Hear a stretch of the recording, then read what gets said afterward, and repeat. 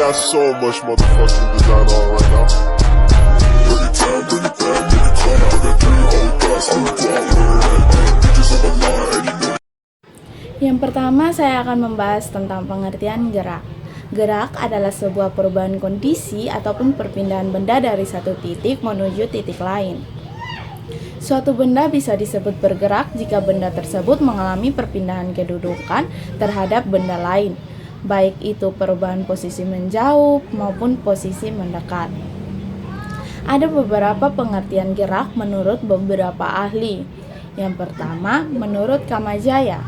Kamajaya mengartikan gerak adalah perubahan posisi atau kedudukan sebuah benda di mana benda itu bergerak dari titik asal atau titik acuannya. Yang kedua, menurut J. Untoro.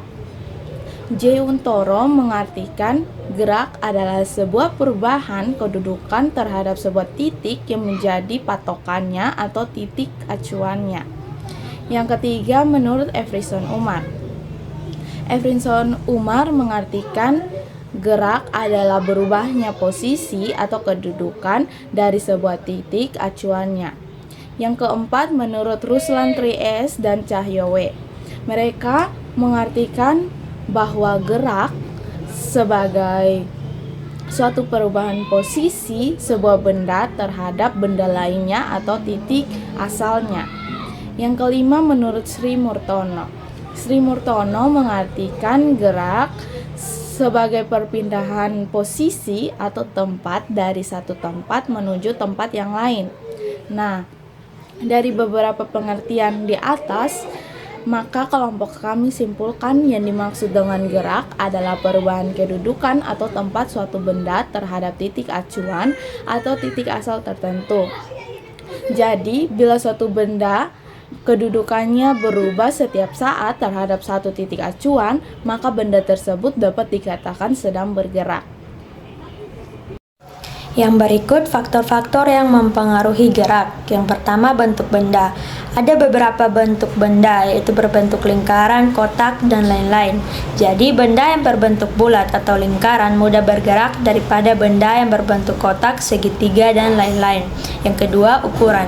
Benda yang berukuran kecil dan ringan lebih mudah bergerak atau digerakkan. Benda yang berukuran kecil dan ringan lebih mudah bergerak atau digerakkan daripada benda yang berukuran besar dan berat. Yang ketiga, permukaan benda. Jenis permukaan suatu benda dapat memengaruhi gerak benda tersebut, yaitu permukaan benda yang kasar dan ada yang halus. Benda yang permukaannya halus lebih mudah bergerak daripada yang permukaannya kasar, karena benda yang permukaan kasar, gaya geseknya lebih besar daripada benda yang permukaannya lebih halus. Semakin kasar permukaan, benda itu semakin sulit menggelinding.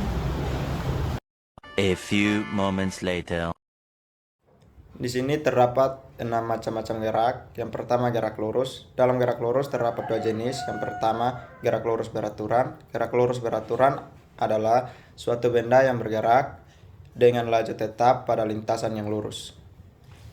Yang kedua, gerak lurus berubah beraturan, GLBB. Gerak lurus beraturan adalah suatu gerak lurus yang memiliki kecepatan selalu berubah di setiap saat.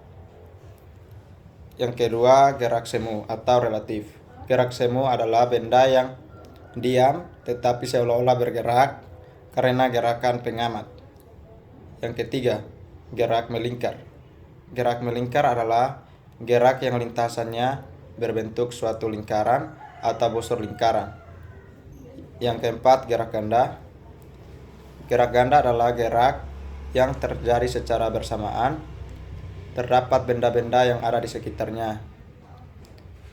Yang kelima, gerak mengelinding. Bola yang mengelinding di atas bidang akan mengalami 2 gerakan sekaligus, yaitu rotasi terhadap sumbu bola dan translasi bidang yang dilalui. Yang keenam, gerak parabola. Gerak parabola adalah gerak yang dalam lintasannya satu garis yang membentuk parabola.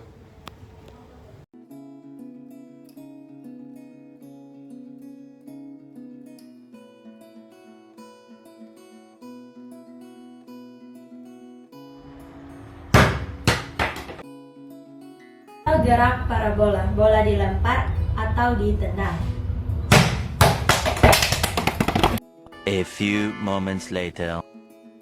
Yang berikut pengertian pesawat sederhana adalah peralatan yang dapat mempermudah kita dalam melakukan usaha. Pesawat sederhana dapat mempermudah melakukan usaha dengan yang pertama, satu, meningkatkan besar gaya yang bekerja pada objek. Yang kedua, meningkatkan jarak untuk gaya dapat bekerja. Yang ketiga, mengubah gaya arah yang bekerja. Ya, contohnya seperti gunting, tangga, tang, bidang miring, jungkat-jungkit, pengungkit, dan lain-lain. Yang berikut macam-macam pesawat sederhana. Yang pertama, katrol. Katrol adalah jenis pesawat sederhana berupa roda beralur yang terhubung dengan tali. Katrol sendiri digunakan untuk memudahkan dalam melakukan kerja karena dapat mengubah arah gaya ketika menarik atau mengangkat beban. Nah, pemanfaatan katrol dalam kehidupan sehari-hari dapat kita lihat dalam sistem sumur timba dan seperti ilustrasi berikut. Yang kedua, roda berporos. Roda berporos adalah jenis pesawat sederhana yang memakai roda dan mempunyai poros tempat berputarnya roda.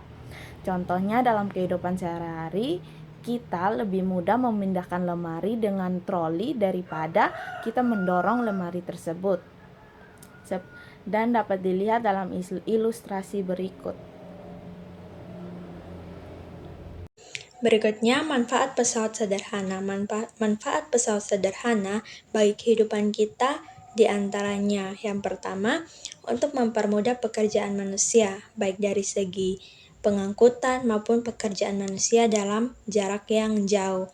Yang kedua, energi yang kita keluarkan juga dapat dihemat. Yang ketiga, waktu jadi lebih singkat.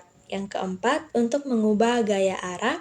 Yang kelima, untuk menghasilkan gaya yang lebih besar dengan gaya yang kecil.